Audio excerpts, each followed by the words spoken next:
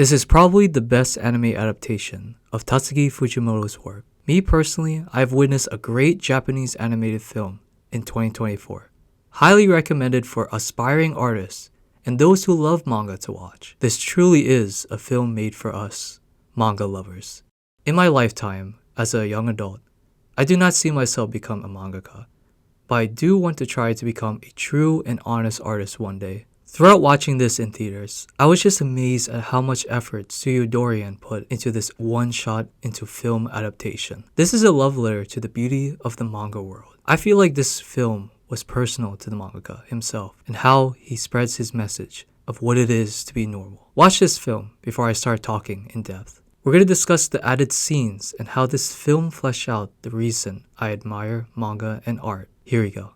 This film added detail of the manga scenes into its own animated adaptation. They showed Fujimoto's funny 4-panel manga strips, brief imagery shots of Kiyomoto's detailed backgrounds, the montage scenes. For every piece of media I have watched, I've always paid close attention to the music, the score of the film. The montage with Haruka Nakamura's music elevated the scene. There are 3 specific segments of this film that's worth mentioning. Fujimoto's determination of improving her art. Fujimoto and Kiyomoto's friendship, which displayed their happy times together. Lastly, Fujimoto's determination towards her first serialized series in Weekly Shonen Jump. Each of these scenes really displayed Fujimoto's journey. At this point, it's obvious that she loves drawing manga for herself and with someone she loves. It's also worth mentioning the setup of the second scene, which was Fujimoto skipping and jumping in the rain. The highlight of the whole film. Knowing that the animation team put a great amount of effort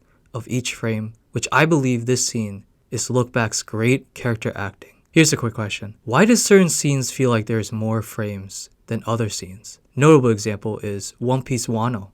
It's safe to say it's one way to display great character acting. Leave it in the comments below. Clear similarities to Fujimoto's art style. Now, it's easy to distinguish his style. As mentioned before, they have disgust and realistic facial expressions in the characters, is what identifies his style. There is one scene that gave me goosebumps. It was when Fujimoto finds out about Kiyomoto's death. It really just happened, but the reaction she made after she dropped her phone made me think about the manga. Here's my final scene interpretation.